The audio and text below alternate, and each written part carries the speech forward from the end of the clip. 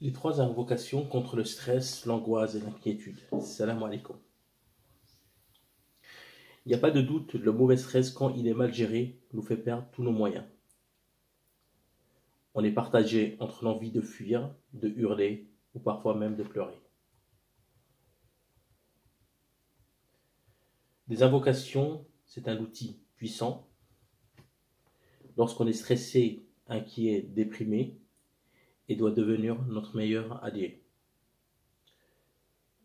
Vous savez très bien que seul Dieu est capable de répondre à l'appel de l'opprimé, de le secourir, de n'importe quelle situation, même celles qui nous paraissent a priori insurmontables.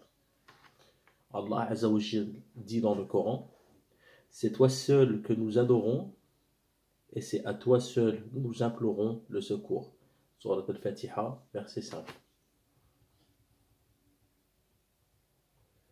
Le messager d'Allah sallallahu alayhi wa sallam a dit qu'aucun de vous ne dise ô Allah, pardonne-moi si tu veux, ô Allah, accorde-moi la miséricorde si tu veux, qu'il soit ferme dans la demande, car rien ne le contraint à le faire. Des moments propices à l'invocation, il y a en effet des moments plus propices que d'autres à l'exaucement de l'invocation, comme lors de la prosternation en prière, le jour du vendredi, à la tombée de la pluie, au dernier tiers de la nuit, lorsqu'on est en voyage, lors de la rupture du jeûne ou pendant le mois du Ramadan, la nuit du destin, le jour de Arafah. C'est ça parce que l'invocation peut être exaucée de trois manières. Soit l'invocation est directement exaucée, soit Dieu par cette invocation va vous éviter un mal, ou soit votre invocation vous sera réservée dans l'au-delà.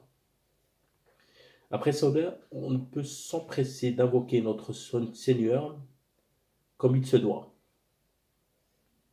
Voici le mode d'emploi avec quelques recommandations pour augmenter votre chance d'être exaucé. Le mode d'emploi de l'invocation exaucée, c'est lever les mains au ciel, invoquer Dieu avec certitude, invoquer avec les moments propices, avoir un cœur rempli d'humilité, de recueillement et de sincérité, se diriger vers la Qibla, direction de la prière qui est recommandée, avoir ces ablutions qui est aussi recommandée, commencer par louer et glorifier Allah par ses plus beaux noms, prier sur le prophète Mohammed sallallahu alayhi wa sallam, se repentir de ses péchés, multiplier les demandes d'invocation. Les invocations contre le stress, l'angoisse et l'inquiétude. La première invocation, ô Seigneur, c'est ta miséricorde que j'espère ne me laisse donc pas à mon propre sort, ne serait-ce que le temps d'un clin d'œil et améliore ma situation. Il n'y a d'autre divinité digne d'adoration sauf toi. Allahumma rahmatik arju fala taqulni ila nafsi tarfatan ayn wa aslih li sha'ni kulluhu la ilaha illa ant. Des secondes d'invocation, nul ne mérite d'être adoré excepté d'Allah, l'incommensurable, l'indulgent. Nul ne mérite d'être adoré excepté d'Allah, le maître du trône sublime. Nul ne mérite d'être adoré excepté Allah, le Seigneur des cieux, de la terre et du noble de trône.